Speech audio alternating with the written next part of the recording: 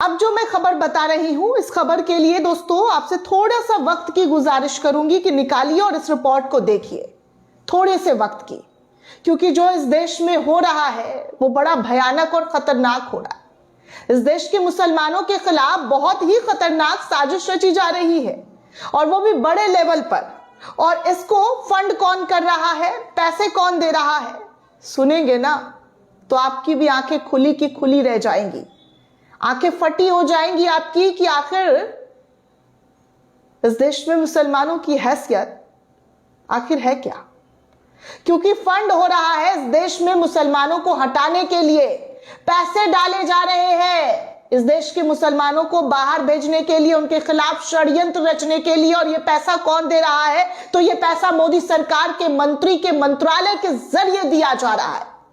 जी हाँ दोस्तों, बिल्कुल सही सुना आपने, मोदी के मंत्रालय के मंत्रियों के जरिए ये पैसे बांटे जा रहे हैं। और इस इवेंट में बीजेपी के कई लोग शामिल हो रहे हैं, और शामिल होकर इस देश के मुसलमानों के खिलाफ क्या कुछ कहा जा रहा है मंच लगाकर, और कैसे कैसे षड्यंत्र और किस तरीके की घिनौनी बातें की जा रही है, इसे सुनकर मैं तो दंग हो रह गई कि आखिर हमारे देश में हो क्या रहा है, हमारे देश में हो क्या रहा है। हमारे देश में मुसलमानों के साथ इतना घिनौना खेल, इतना साजिश रचा जा रहा है, और पैसा भारत सरकार के जरिए दिया जा रहा है। वाह भाई वाह, क्या किया जाए, क्या कहा जाए, क्या बोलूं मैं दोस्तों, क्योंकि मेरे पास तो शब्द कम पड़ रहे हैं ऐसे रिपोर्ट्स देखकर। अंदर से मैं कांप चुकी हूं, हिल चुकी हूं कि ऐसा भी कुछ हमें देखने सुनने को मिलेगा।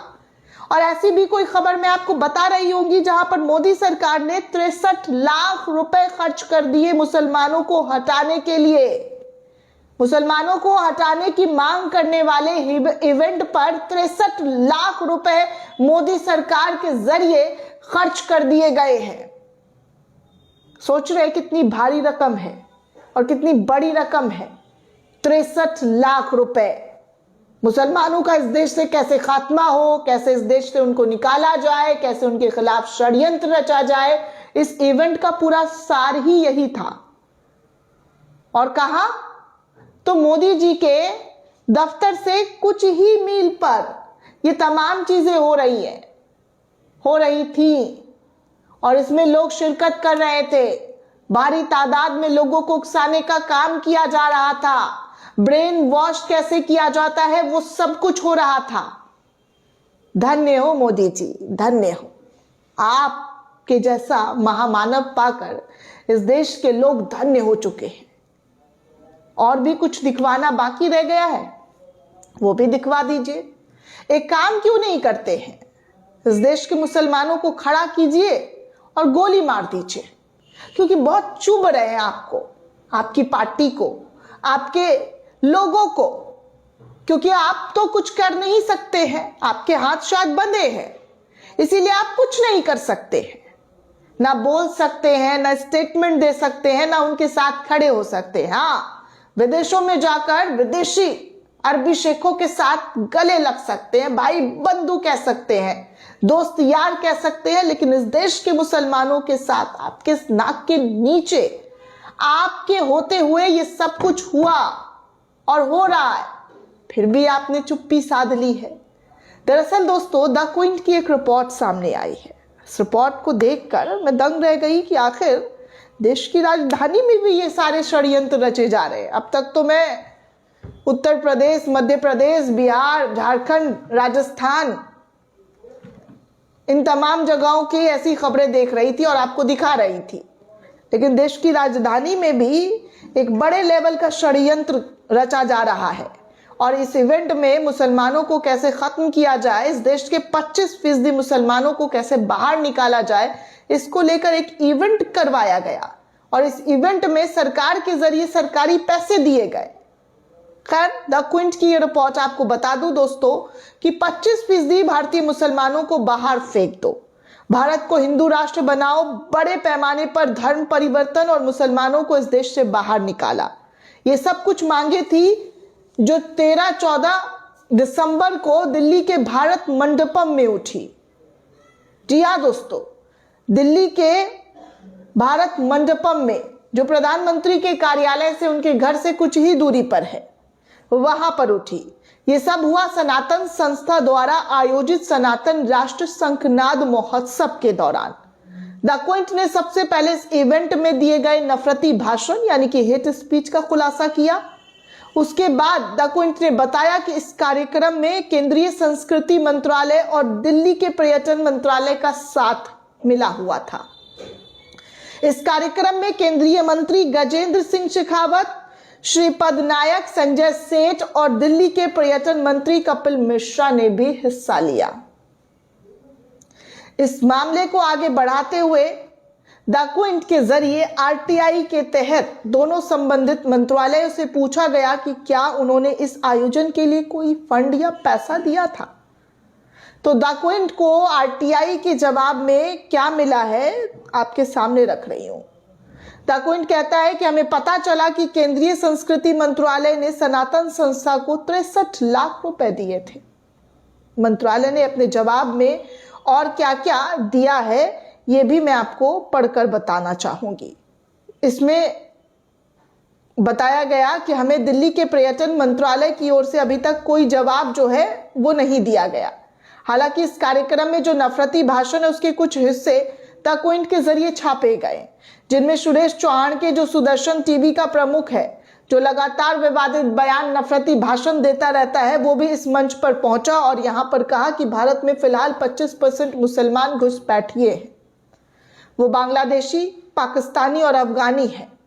एनआरसी लाओ और उन्हें भारत से बाहर निकालकर फेंको। आगे सुरेश चौहान के ने कहा कि मुसलमानों की आबादी पर लगाम लगाने की जरूरत है।